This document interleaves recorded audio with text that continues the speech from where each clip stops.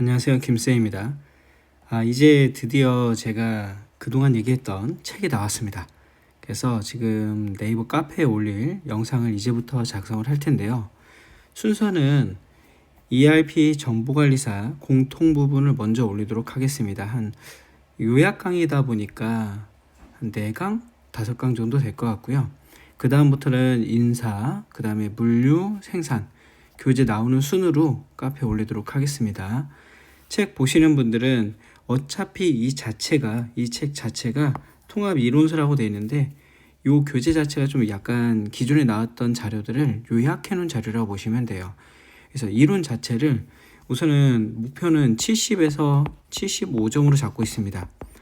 실기에서 보완을 다 할 거라서 이론은 딱 70에서 75점을 맞도록 여러분들께 자료를 만들어 드렸고요. 열심히 하시면 한 80점까지도 갈 수 있겠죠. 80점까지도 갈 수 있을 것 같습니다. 그래서 이론을 마무리하고 그 다음에 실기로 넘어가서 실기에서 보완하는 걸로 좀 정리를 했습니다. 그래서 머릿말 보시면은 이론은 시험에 필요한 것만 좀 내놨고요. 그 다음에 그동안의 실기는 여기서 나온다. 이게 제일 중요하다. 이 부분을 좀 포인트를 잡아서 해야 된다라는 부분만 집중적으로 좀 공략을 해놨습니다. 실무 프로세스를 위주로 좀 정리를 해놨고요. 그 다음에 기출문제 유형을 좀 파악해서 어떤 문제가 최근에 나오고 있어요 라는 걸 좀 강조해서 올려놨습니다. 그 다음에 지금 교재는 너무 두꺼워지면 여러분들이 들고 다니면서 공부하시기 힘들 것 같아서 우선은 교재에는 기출문제를 3강 정도 올려놨고요.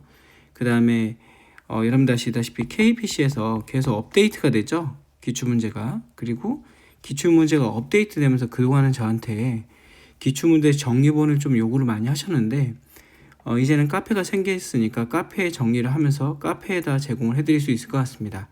그래서 앞으로는 카페 정회원분들께 교재 인증을 하신 분들께 어차피 3회분이 들어가 있는 걸 계속 업데이트해서 볼 수 있도록 마련을 해드릴 것 같고요. 강의는 지금 교재에는 좀 3회분이 올라가지만 카페에는 계속 지속적으로 업데이트해서 올릴 것 같습니다. 자, 그렇게 해서 진행을 할 것 같고요.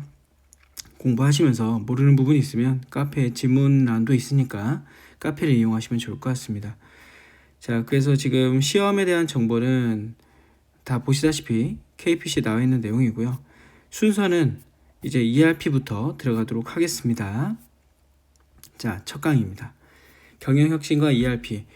다른 강의들, 다른 교재하고 좀 틀리게 저는 경영혁신과 ERP 부분을 2024년 11월 기점으로 해서 11월 전 거, 그 다음에 이후 거로 나눠놨어요. 출제 빈도도 그렇게 나오기 때문에 굳이 여러분들이 나눠서 공부하실 필요는 없을 것 같아서 정리를 한번 했고요. 자, 우선 경영혁신과 ERP에 대해서 바로 한번 말씀을 드리겠습니다. 자, ERP는요, 고객 욕구의 다양화, 그 다음에 기업 활동의 세계화, 그 다음에 기술의 급격한 발전과 변동이죠. 자, 우리가 보면은 컴퓨터 등장을 말하는 1980년대 이전과 이후로 발달 과정에 보면 많이 나와 있습니다. 물론 지금은 2000년대 이후, 제가 2000년대 이후보다는 2020년대 이후를 보통 얘기하는데 인공지능 개발과 활성화에 따라서 이 부분이 또 새로운 변곡점으로 이루어지고 있습니다. 그래서 지금 기업 프로세스가 다양해지면서 그 안에 있는 자원을 활용하기 위해서 ERP가 나왔다라고 하는데 이런 경영 혁신 운동을 위해서 여러 가지 혁신 운동이 있었죠. 밑에도 표현을 하고 있지만 다양한 혁신 운동을 위한 통합 관리 시스템이 필요해졌다. 자, 그럼 하나씩 보겠습니다. BPR은 별표 3개. BPR은 업무 프로세스 재설계를 의미합니다. 기존의 업무 절차를 부분적으로 계산하는 수준을 넘어서, 자, 포인트죠. 업무 프로세스를 근본적으로 재검토하고 혁신적으로 재설계했습니다. 이 부분이 중요한 부분입니다. 이래서 우리는 이걸 갖다가 혁신적으로 개혁을 한 거를 BPR이라고 부른다라고 보시면 될 것 같아요. 비즈니스 프로세스에 대한 리엔지니어링을 얘기하는 거죠. 자, 그래서 여기서 아셔야 될 거는 리엔지니어링은 리스트럭처링하고는 좀 다르다라고 말씀을 드렸습니다. 리스트럭처링은 구조조정이라고 불렀고 리엔지니어링은 부서조정이라고 불렀죠. 자, 그 다음에 밑에 보시면 자주 나오는 용어 중에 PI라는 용어가 있어요. 프로세스 혁신이 있는데 PI는 정보기술을 활용한 리엔지니어링을 의미하며 ERP 시스템이 주요 도구로 활용될 수 있다. 기업의 업무 처리 방식, 정보기술, 조직에서 불필요한 요소를 제거하고 효과적인 시스템을 재설계함으로써 가치를 극대화하기 위한 기법이다. 거의 보면 BPR이 나오거나 아니면 PI가 나오는 경우가 있더라고요. 두 개 지문은 같이 나오지 않습니다. 그래서 개념이 거의 비슷하다. 그래서 알아두시는 것도 좋다. 이때 나왔던 다양한 내용들이 또 있어요. 거기서 BPI라고 나왔는데 이 I에서 포인트는 또 improvement죠. 점진적인이라는 뜻입니다. 점진적으로 개혁하겠다라는 내용이 될 것 같아요. 그래서 만약에 지문에 점증적으로 라는 지문이 나오면 BPI를 선택해 주시면 된다. 자, 용어들이 너무 많이 나오고 있어요. 용어들이 많이 나오는데 이 용어들을 다 암기하실 필요 없이 지금처럼 시험 문제 나오는 것만 기억해 주시면 됩니다. 자, 2번, 3번, 4번은 제가 괄호로 묶었는데 뭐 중요해서 묶은 건 아니고요. 아마 여러분들 경영혁신과 ERP 등장이라는 다른 교재들에서 보면은 BPR, 다운사이징, JIT, TQM에 대해서 다양하게 설명을 하고 있을 겁니다. 여기서 말하는 JIT는 적시 생산 시스템이라 해서 필요한 것을 필요한 시점에 필요한 수량만큼 생산 고급화함으로써 재고를 최소화시키는 도요다 생산 방식이라 하죠. TPS라고 부르기도 해요. TPS 안에 린이나 JIT가 들어가 있다라고 하는데 그 도요다에서는 필요한 것을 주문에 따라서 필요한 만큼만 생산하는 시스템이다 이렇게 기억하시면 됩니다. 어차피 얘는 어디서 나와요? 그렇죠. 생산에서 나온다. 나중에 한번 더 자세히 할 거다. 개념 한번 잡고 넘어갑니다. 적시 생산 시스템이란 거죠. Just in time이란 겁니다. 약자만 기억해 주세요. TQM 조직 전체가 참여해서 고객 만족을 최우선 목표로 삼고 지속적인 품질 개선을 통해 장기적인 경쟁 우위를 확보하는 경영 철학이라고 하는데 이 TQM도 나중에 보면은 또 중요하게 나옵니다. 토탈 퀄리티 매니지먼트라 해서 앞자만 타서 TQM이라고 부르고요. 여기 나온 것처럼 고품 총지라고 부릅니다. 고품 총지에서 고객 만족, 품질 개선, 총체적 참여, 지속적 개선 활동 이렇게 외우는데 얘도 마찬가지 생산에서 등장하게 됩니다. 즉 이게 여러분들이 나중에 발달 과정을 보시면은 MRP라는 게 결국에는 MRP2로 이어지고 지금 우리가 보는 거는 ERP 발달 과정이에요. 그 다음에 ERP로 간 다음에 확장형 ERP로 가고 있거든요. 그 다음에 뭐 지금은 제가 봤을 때는 이 확장형 ERP에서 플러스 알파 인공지능 AI가 들어갔다고 생각을 하는데 그 다음 단계가 또 일어날 것 같아요. 이렇게 계속 발달을 해왔습니다. 그러면서 이 안에 원래는 MRP라는 자체가 자재관리 계획이기 때문에 이 자재관리 계획을 어떻게 효율적으로 활용할 것인가 라는 용어에서 TQM도 같이 나왔다고 보시면 돼요. 그래서 생산 용어가 나오고 있다. 자, 다운사이징 하는 게 있습니다. 다운사이징. 조직의 비효율적인 요소를 제거하고 인력, 조직, 업무 규모를 축소함으로써 비용 절감과 경쟁력 강화를 추구하는 구조조정 전략. 즉 필요 없는 부분은 과감히 쳐내는 거죠. 축소시키는 겁니다. 이걸 우리가 다운사이징이라 부른다. 자, 여기서 그러면 말씀하시겠죠. 중요한 건 뭐냐? 포인트 잡아드리겠습니다. 용어, 밑줄 근거 위주로 정리를 해주시면 되겠습니다. 자, 넘어갑니다. 전통적 시스템과 ERP 차이입니다. 별표 3개. 시험 문제 자주 나옵니다. 여러분들 이게 원래는 이 부분도 없었어요. 예전에 이 부분도 없다가 어느 시점이 돼서 추가됐다. 이렇게 보시면 되겠습니다. 앞으로 교재는 여러분들 계속 추가됩니다. 아마 올해도 시험 보다가 시험 내에서 새로운 이론이 나오면 그 이론이 계속 추가해서 보완돼서 나갈 겁니다. 개정판에는.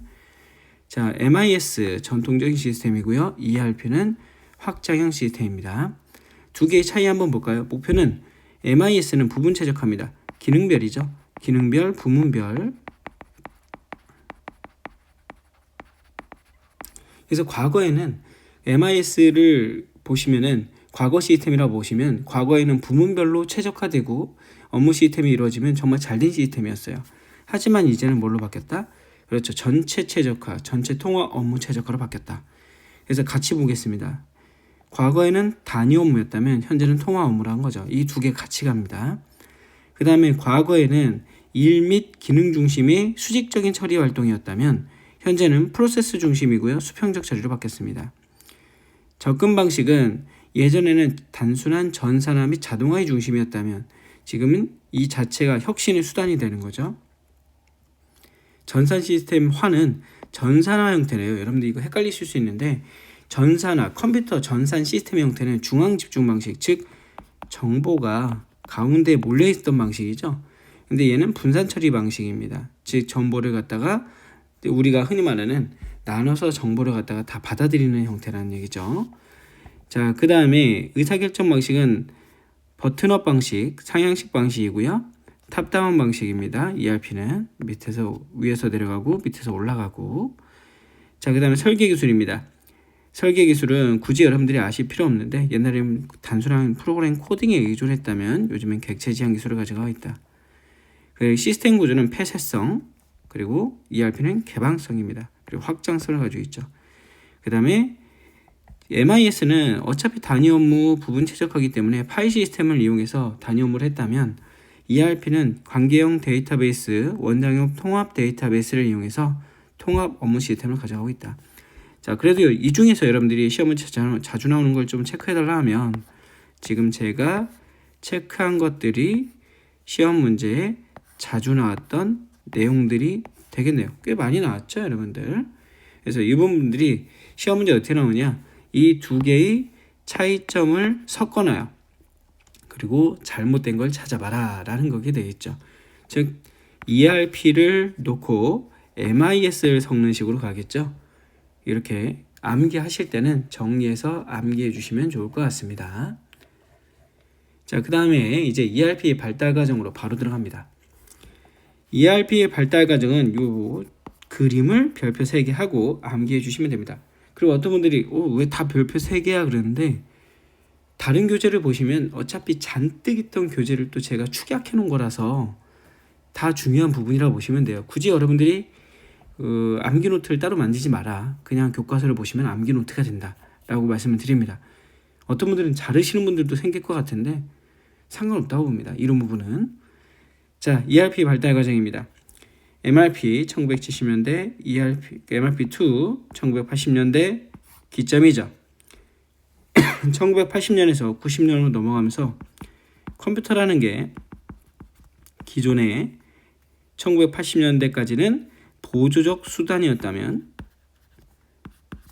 1990년대부터는 주된 업무 자료 도구가 됩니다. 주된 자료가 되죠. 주된 도구가 됩니다.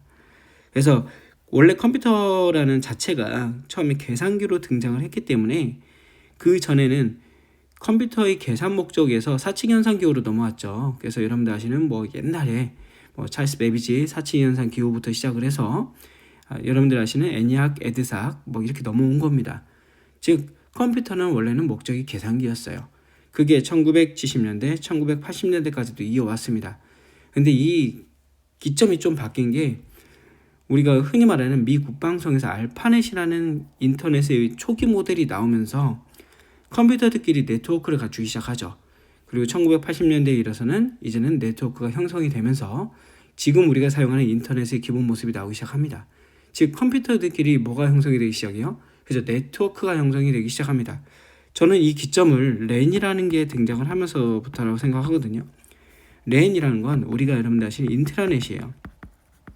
즉 인트라넷이 기본적인 통신망으로 형성이 되고 회사망, 도시망, 그 국가망이 점점 개발이 되겠죠. 그래서 회사망이라고 부르는 인트라넷이 형성이 되면서 랜을 엮었다는 얘기죠. 그래서 기존에는 컴퓨터들끼리 형성이 되어 있던 자원들을 다 연결하면서 우리 회사 내부의 자원을 통합해서 시스템을 갖춰가게 되는 겁니다. 즉 그냥 단순하게 컴퓨터만 개발됐다고 되는 게 아니라 그래서 통신망도 그 다음에 프로그램도 다 같이 개발이 된 거죠. 그래서 같이 환경이 조성되고 인프라가 형성되면서 1990년대에는 우리가 ERP를 사용하게 된 겁니다. 자, 그래서 ERP로 넘어왔고요. 그 다음에는 이제 SCM 쪽으로 넘어가게 되죠. 그래서 인트라넷에서 엑스트라넷으로 넘어가게 되는데 기업과 기업을 연결하는 통신망이 형성되게 됩니다. 그러면서 이제 확장형 ERP로 넘어가게 되죠. 자, 그럼 이제 그림 한번 볼까요? 자, 우리 원가의 3요소가 있습니다. 원가의 3요소는 재료비, 노무비, 경비라는 건데 이 3요소 중에서 노무비하고 경비는 아낄 수가 없어요, 여러분. 경비는 우리가 그냥 전기세, 그 다음에 수도세, 뭐 광열비 뭐 이런 건데 얘는 아낄 수 없겠죠. 노무비도 인건비도 계속 올라가고 있습니다. 과거부터 계속 올라왔어요. 그러면 효율화할 수 있는 분야는 그렇죠, 재료비죠. 재료비를 효율화하자는 측면에서 접근했던 게 1970년대 MRP라고 보시면 됩니다. 그래서 이 1970년대 MRP는 재고 정보를 기준으로 해서 재고 감소를 목적으로 해서 단순한 자재 관리 정보 시스템이라고 보시면 될 것 같아요. 그래서 리드타임을 고려하고 주문을 하기 위한 재고 통제 기법입니다. 그래서 자재 소요량의 관리, 재고 최소화입니다. 그러다가 이제 1980년대에 MRP2가 나오죠. MRP2와 MRP1은 약자가 같은 거지 용어 같은 건 아닙니다. MRP 같은 경우에는 Material Requirement Plan이라 해서 자재 소요 계획을 뜻하고요. 1980년대에 나온 MRP2 같은 경우에는 Manufacturing Resource Planning이라 해서 제조 자원 계획을 뜻합니다. 이 용어 전문이 나오는 건 아니기 때문에 여러분들이 그냥 약자만 기억해 주시면 돼요. 1이다, 2다 그것만 기억하시면 됩니다.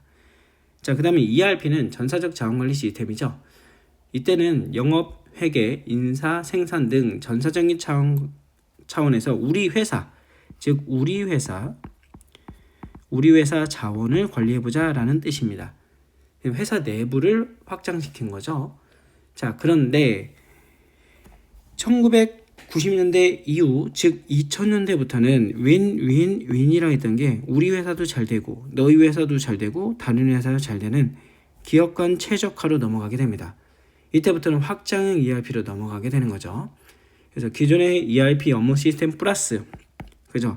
이 비즈니스 시스템까지 확장되게 됩니다. 그 다음에 나중에 뒤에 보시면 여기에 SEM이라는 전략적 내용도 들어가게 되죠. 자, 이렇게 한번 봐주시면 좋을 것 같아요. 그래서 요 그림 있죠? 요 그림을 좀 기억해 주시면 좋겠다. 그 다음에 정리를 해놨습니다. 정리를 해놨기 때문에 이 정리의 개념을 같이 암기를 해주시면 된다. 방금 전에 얘기했던 MRP, MRP2, ERP, 확장형 ERP에 대해서 설명을 해놨고요. 지금 개념 설명도 방금 설명드린 내용 다 정리해놨습니다. 그래서 여러분들이 기억을 해주시면 좋겠다. 발달 과정도 시험 문제 자주 나오는데 잘 쉽게 나올 때는 그냥 단순하게 우리 한 것처럼 발달 과정의 순서를 물어보는 내용이 나오거나 아니면 이 세부적인 내용으로 들어가서 과거에는 나왔었는데 요즘엔 잘 안 나오더라고요. 왜냐하면 2024년 11월 기점으로 4차 산업혁명 문제가 또 핵심이 되다 보니까 지금과 같은 옛날 문제들은 좀 자주 나오지 않고 있습니다. 자, 이렇게 순서 기억해 주시고요. 또 체크 한번 할까요? 시험 문제 자주 나오는 거 체크 한번 해보겠습니다. MRP 순서 기억해 주시고 그 다음에 개념만 잡고 넘어가시면 될 것 같아요. 개념을 한번 보시면 될 것 같습니다. 자, 그 다음에 바로 이제 ERP 도입 방법 여기까지 하고 오늘 이 첫 강은 좀 정리를 할게요. 자, ERP 도입 방법까지입니다. ERP 도입 방법은 어떤 책에서는 좀 빠진 부분도 있고요. 어떤 책에서는 남아있는 부분도 있습니다. 근데 ERP 도입할 때 한 번에 4개 분야를 모두 도입하는 거를 우리가 일괄 도입이라 하고요. 이 4개 분야 중에서 하나씩 4개 분야를 나눠서 도입하는 걸 우리가 단계별 도입이라 합니다. 장단점이 있어요. 자, 단계별 도입은 스텝 바이 스텝이라 해서 하나씩 도입하면서 좋은 점은 뭡니까? 그죠? 비용이 적게 든다는 장점. 그 다음에 하나에 적응하다 보니까 적응이 잘 이루어진다. 장점. 단점은 뭘까요? 단점은 지금 연계성. 그죠? 즉 도입을 했을 때 하나씩 도입을 하다 보면 나중에 연계성이 떨어진다는 거. 이런 단점이 있습니다. 그럼 일괄 도입의 장점은 뭘까요? 장점은 적응이 빠르다는 거. 적응이 잘 안 되죠. 연계성이 좋다는 거죠. 참 연계성이 좋다. 즉 분야별로 연계성이 높다. 왜냐하면 한 번에 돌아오니까. 하지만 적응이 힘들다. 그 다음 또 비용이 많이 든다는 단점이 있습니다. 그렇기 때문에 뭐가 좋고 나쁜 건 없고요. 회사에서 시스템을 갖다가 도입하는 흐름에 따라서 본인들에 맞춰서 도입을 하시면 됩니다. 단계별 도입은 위험이 낮고 안정적이며 빅뱅은 단기간에 통합 업무 시스템을 얻을 수는 있으나 실패 위험도 크다. 이런 장단점을 가지고 회사에서 도입을 하게 됩니다. 그래서 뭐가 좋다 나쁘다는 없으니까 여건에 따라 상황에 따라 도입을 하게 된다. 그렇게 봐주시면 될 것 같아요. 자, 오늘 첫 강은 이렇게 해서 간단하게 ERP 발달 과정과 도입 방법 그리고 개론에 대해서 한번 알아봤고요. 두 번째 강의는 ERP 시스템 기능적 특징과 기술적 특징부터 시작을 하도록 하겠습니다. 자, 오늘 여기서 마무리 짓고요. 다음에는 이어서 진행하도록 하겠습니다. 수고하셨습니다.